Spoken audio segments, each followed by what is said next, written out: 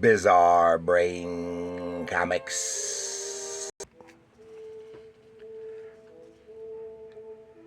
Hello, my comic book friends, and welcome to Bizarre Brain Comics. I'm Gary, your host, and this is where I like to take a look at some older comics, talk a little bit about the characters and creators, and examine the stories and the art. Well,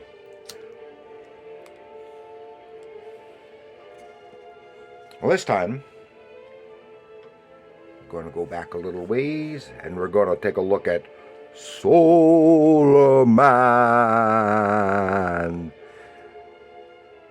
And you might ask, who the heck is Solarman? Well,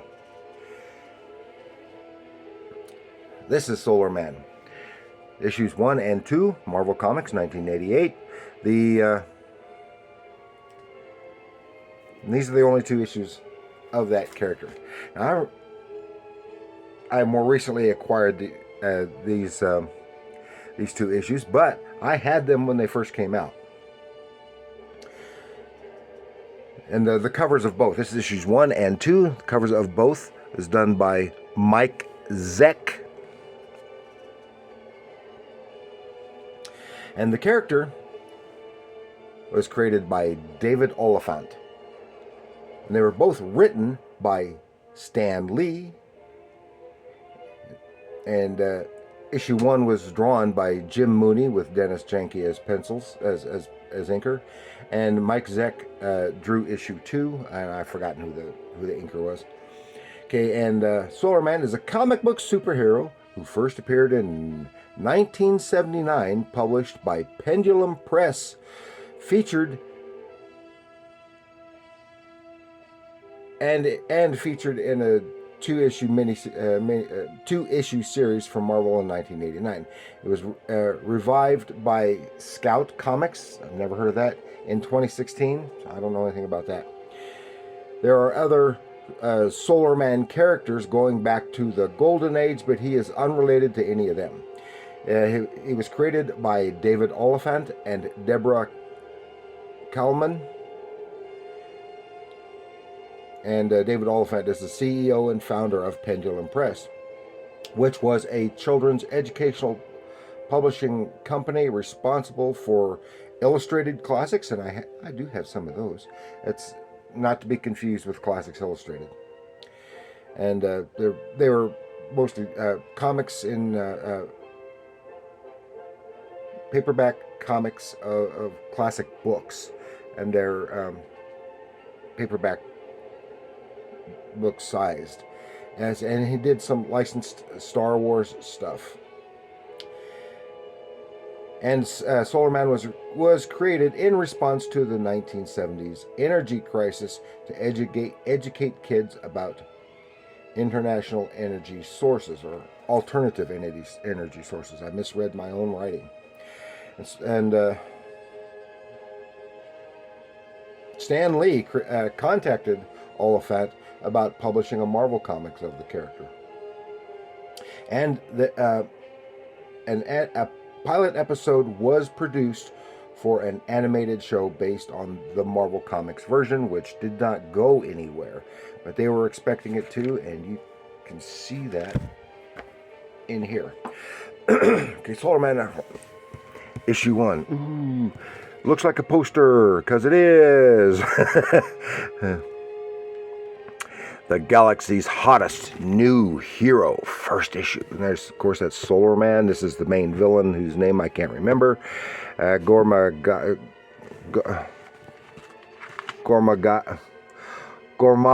Crawl. Ooh, that's hard. And his little friend and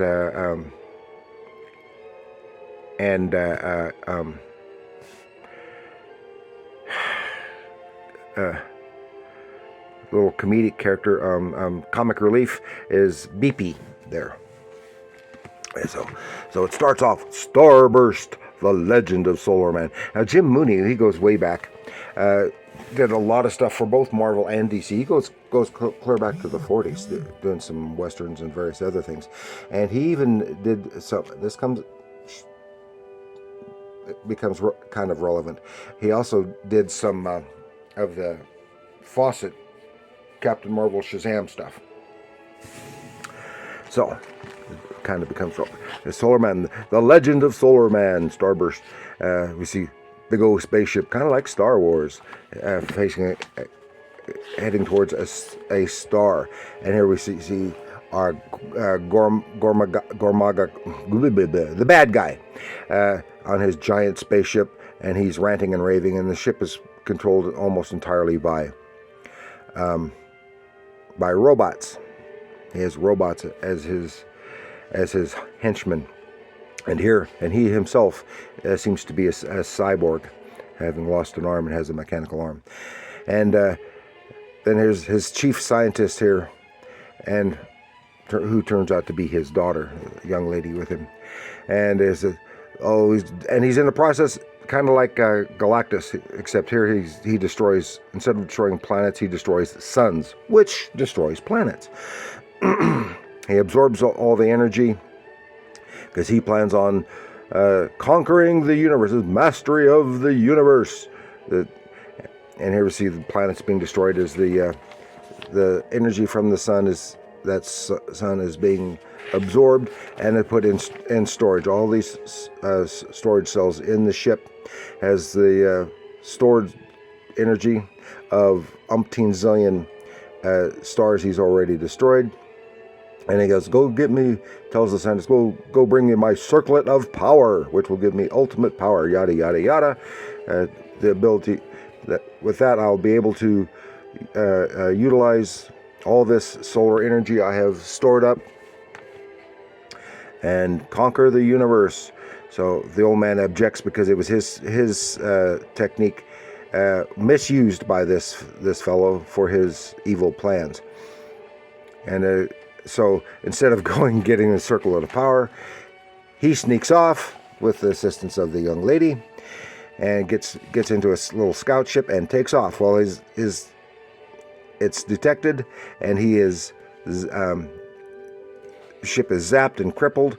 Ooh, there's BP. And Nets is when he discovers, his circlet of power is missing. He must have taken it. Now he sends out another scout ship to follow where he goes, and he's going to, of course, planet Earth. Now we finally get to the main characters, who is a kid. What's his name? Ben something. I forgot. Doesn't matter. And he is an aspiring comic book artist. Is a high school teenager. But his dad doesn't like him being interested in comics or drawing or art and all that stuff, because his dad is a jock and owns a gym. And he wants his kid to be working out. So he has to stop drawing, goes and pretends he's working out. When his dad comes home, then he stops and goes back. So he looks out the window. He's and they live on the beach in California. Woo.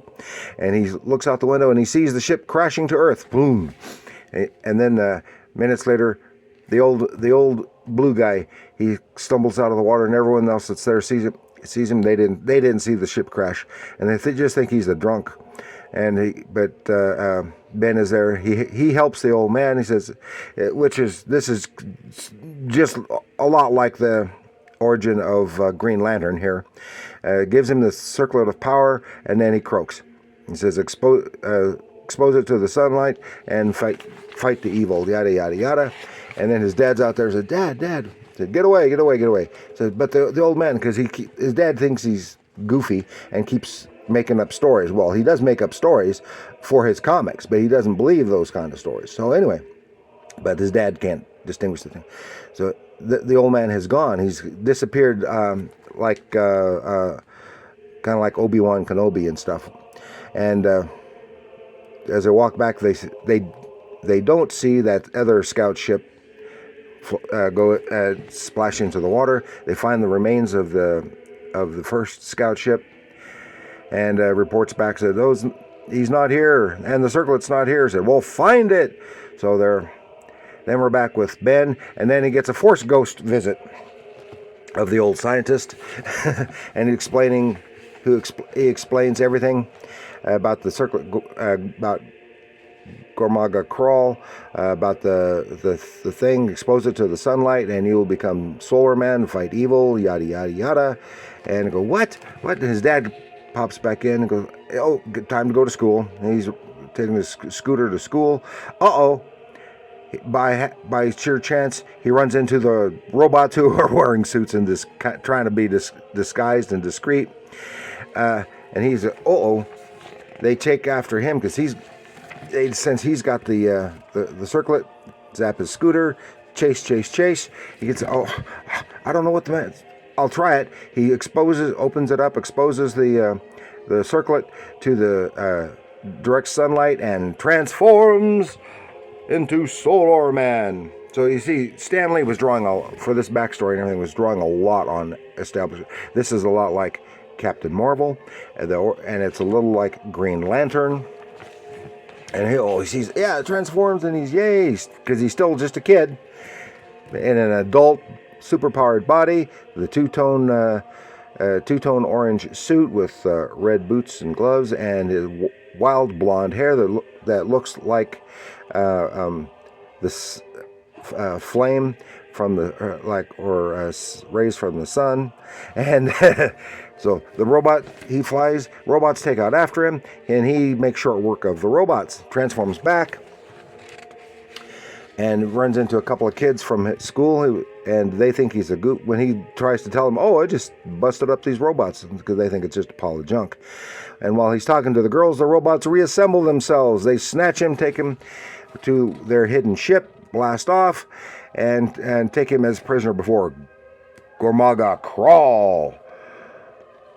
And since the circlet, it won't come off, said, well, that's easily fixed. Just take off the arm. So they haul him off. They're going to take off his arm.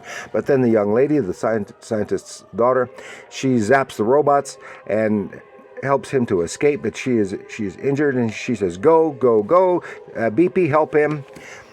And so BP counteracts all the robots, opens a panel, allowing the sunlight in, and he becomes Solarman once again and smashes up all the robots. So he takes off. He and BP, there's fight with Gormaga Crawl, and then we see some little. Anyway, he manages to, after all the fight, takes off with BP, or gets BP out of there, and so they zap says, if I can't get the circlet, I'll destroy your planet and your sun. And he sends the beam towards the sun, but he intercepts. Solarman intercepts, and it is diverted to him, and he forces the beam back to its source, which takes off with BP and causes the ship to explode kablooey, which is a remarkably small explosion for something with stored energy of many suns. And but Gormaga Crawl does get away, and so he is intended to be the main villain throughout the series, but he does not appear in the second one. And he's back, and we meet his friend. I don't catch her name. Benjamin Tucker, that was his name. I don't catch. Anyway, and he thinks BP is just a toy. She thinks BP is just a toy, because that's what he said. And that is the end of our introduction to Solarman. I'll just briefly, but in this one, this one's drawn by Mike Zeck. Some lovely artwork. Both of them have lovely artwork. And he's drawing something about Dr. Doom, because remember, he's in the Marvel Universe. Dr. Doom is real here. He even mentions John Buscema, because he mentions that he swiped his Dr. Doom from John Buscema. So, and they had to talk about the ozone layer, problems with the ozone layer, which was a big story at the time. And at some point he helps his dad, who's being hassled by some goons who trying to extort protection money, a protection racket. And then he decides he's going to tell his dad that he is Solarman, and this is where you get another similarity to Captain Marvel Shazam, because he's trying to tell him, he says, I transform, but the sun is covering, the clouds are covering the sun, and he can't transform. And his dad makes the Shazam joke right there. And But anyway, the main villain is Doctor Doom. He goes up against Doom. It turns out some of the ozone problem that they were talking about at the time was due to Doctor Doom, and he foils Doctor Doom and the kid, and has a moment with his dad. Whoops! And so that is all for Solarman, and that was all that there was from Solarman from Marvel in 1989. And it's fun. It is obviously intended for younger readers. They're still trying to keep up with the environmental and alternate energy stuff theme that Oliphant originally had. So I don't know if they ever intended to fold him into the larger Marvel universe, or just bring some of the characters from the Marvel universe into their book, which they have done before, but since it was a licensed property. So that's all I've got to share with you this time. Thank you for joining me. Please like, share, and subscribe. Have you ever read or even been aware of this Solarman? And what do you think of this version? These and the artwork and the writing. This is because at this late stage, Stan Lee was doing very little writing. Just once in a great while, he would write a comic, because he was mostly involved in promotional stuff in California at that time. So, what do you think of Stan's writing, Mooney's and Zeck's art, etc.? Let me know in the comments below. And remember, comics are art.